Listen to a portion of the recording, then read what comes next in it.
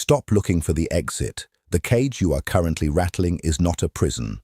It is the specific, carved-out reality your soul demanded before you were even born. You are not a guest in your own skin. You are the architect who has forgotten the blueprints. You spend your life trying to prune the branches, trying to cut away the parts of your history you find unsightly, hoping that if you change the surface, the core will finally feel at peace. But the truth is far more terrifying. The very thing you are trying to escape is the only thing that can save you. Consider the nature of the seed. Does the acorn complain that it is not a river? Does it ask the forest why it was chosen to be oak? Or does it simply draw from the soil the exact bitterness it needs to grow its armor?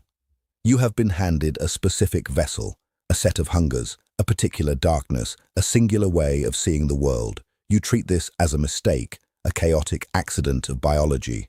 But imagine if this were not an accident. Imagine if the discord you feel is not a cry for help, but the friction required to ignite the flame of your own becoming. When you stop questioning the mandate of your own soul, you stop being a victim of your life and begin to be its creator. The notion that the soul is not a possession we acquire, but a primal reality that chooses its vessel long before the conscious I emerges is the most profound challenge to our modern sense of autonomy. We are conditioned to believe that we are blank slates, autonomous architects of our own identities, free to craft ourselves into any shape that pleases the prevailing fashion of the age. Yet, this is a profound misunderstanding of the relationship between consciousness and the deeper subterranean forces of the psyche. Long before you possessed the language to articulate your desires or the faculty to reflect upon your character, a specific configuration of potentiality was already in motion. You did not decide to be the particular person you are. Rather, that person was the only possible manifestation of a lineage, a history, and a set of archetypal pressures that converge to create your specific soul. To think of the soul as something you own is to trap yourself in the vanity of the ego, which mistakenly believes it is the author of the play. In reality, the ego is merely a character in a drama that was cast before the curtain ever rose. This realization is both a liberation and a heavy burden. It demands that we abandon the exhausting pretense of being self-made and instead confront the reality of our nature as an unbidden yet necessary guest. By accepting that this vessel, with all its inherent limitations, specific temperaments, and unique shadows, was selected for you, you shift from a life of futile resistance to a life of realization.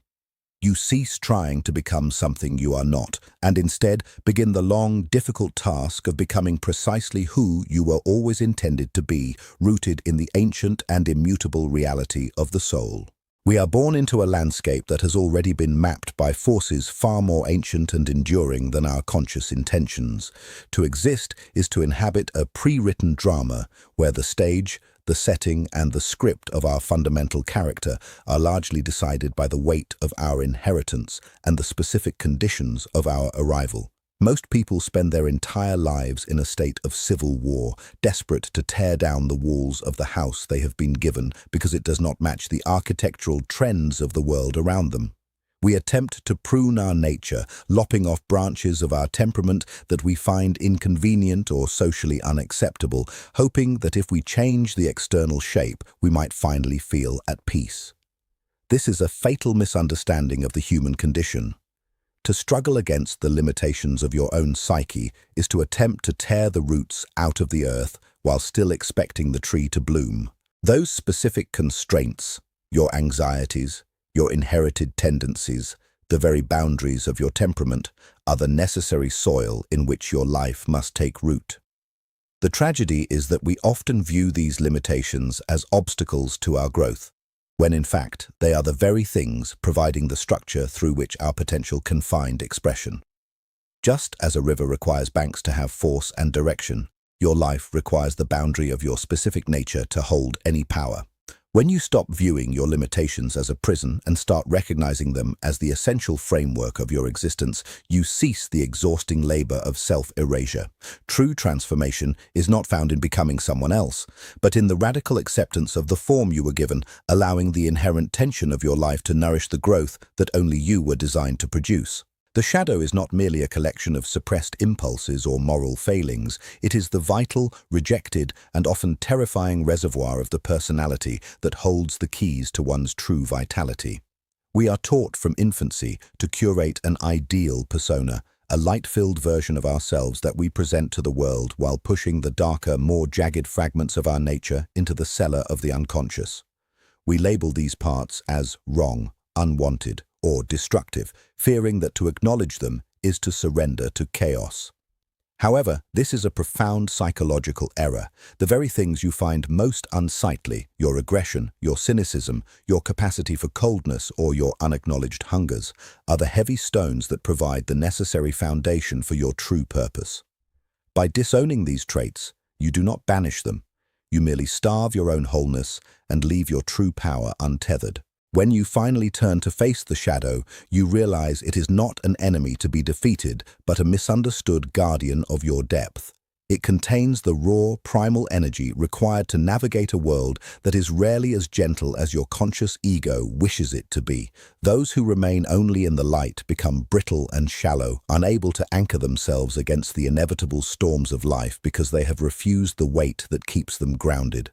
To integrate the shadow is to recognize that what you fear most in yourself is often the exact fuel needed to forge your authentic identity.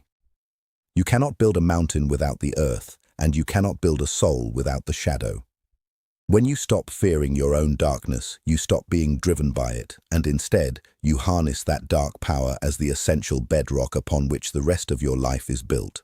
True power is rarely found in the pursuit of becoming an ideal version of ourselves, as that goal is essentially a flight from reality into a fantasy of the ego.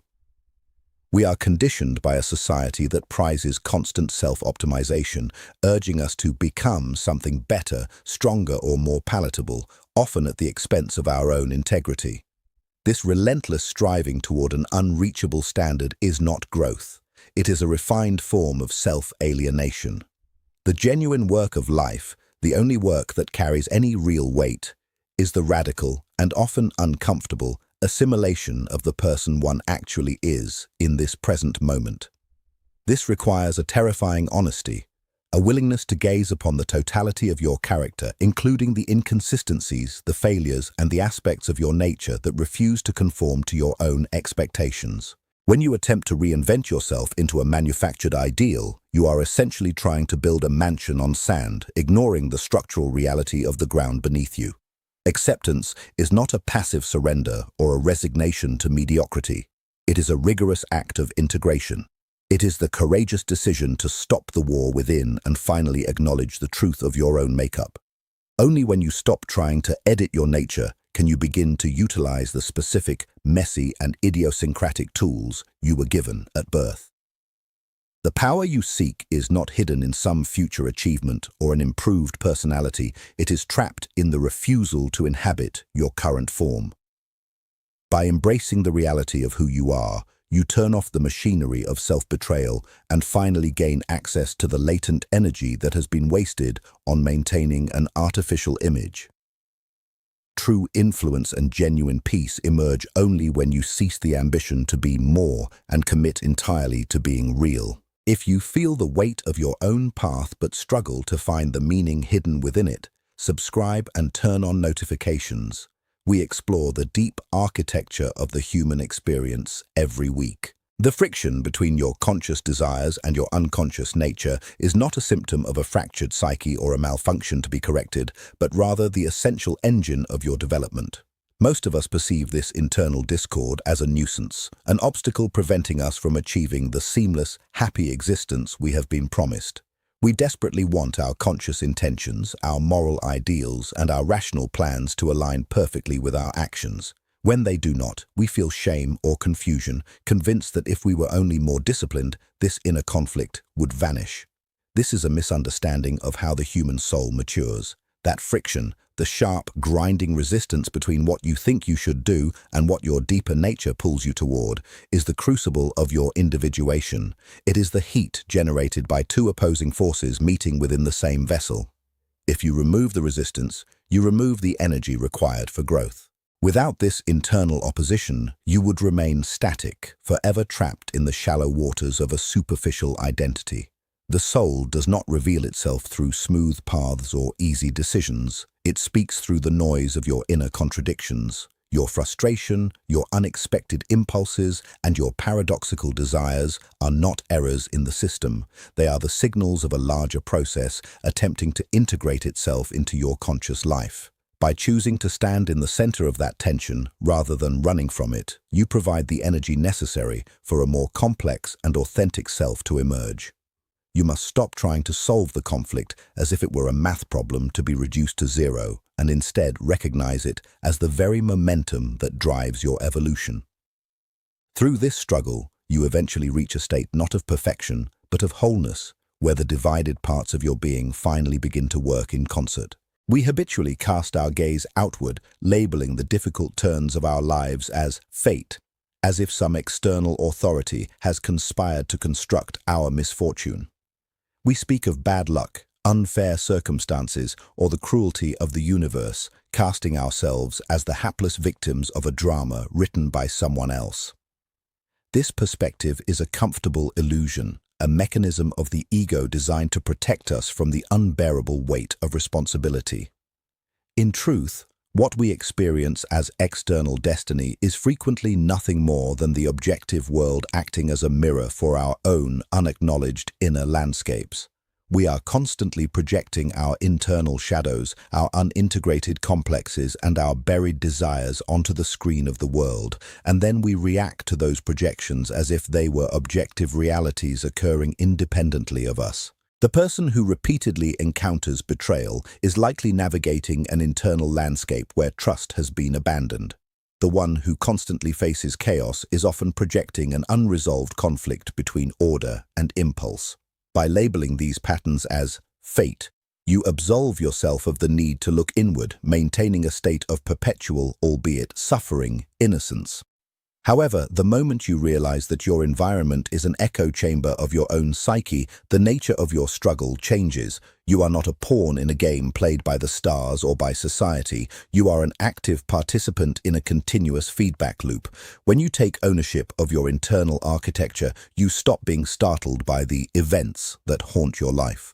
You begin to recognize them as the necessary externalized manifestations of your own unconscious content. Fate is not a final decree written in the heavens. It is the inevitable collision between your hidden depths and the world you inhabit, a collision that will repeat until you have the courage to acknowledge that you are the one painting the scenery. The belief that our lives are random occurrences is a delusion that prevents us from seeing the grand, hidden architecture of our existence. Every eccentricity that sets you apart, every neurosis that keeps you awake at night, and every dark impulse you have fought to suppress is not a defect. It is a vital thread in an intricate tapestry that only reveals its true meaning when viewed from the vantage point of a full lifetime.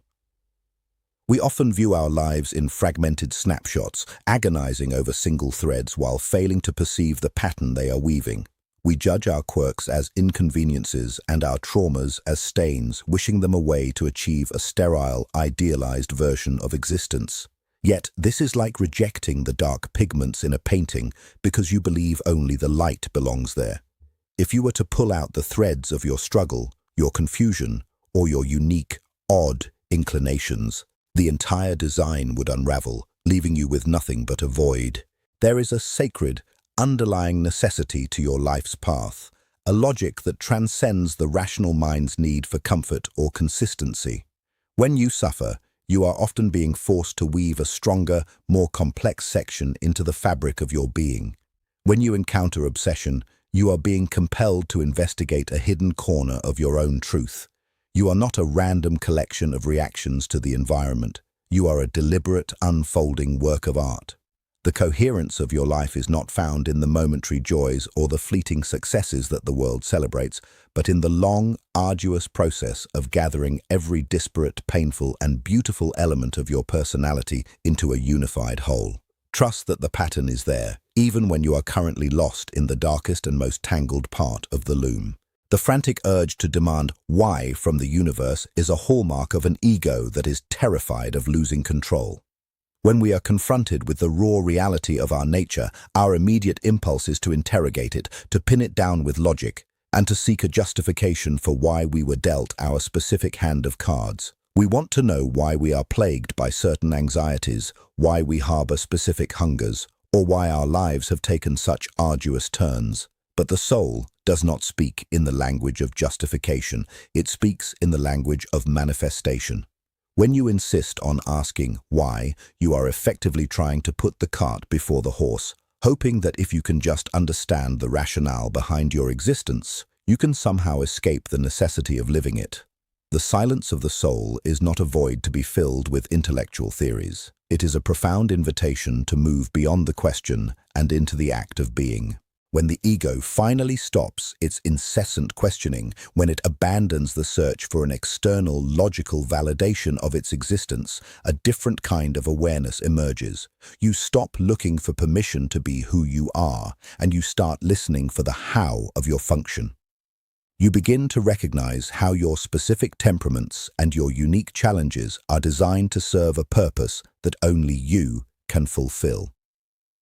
This is the transition from intellectual speculation to psychological embodiment.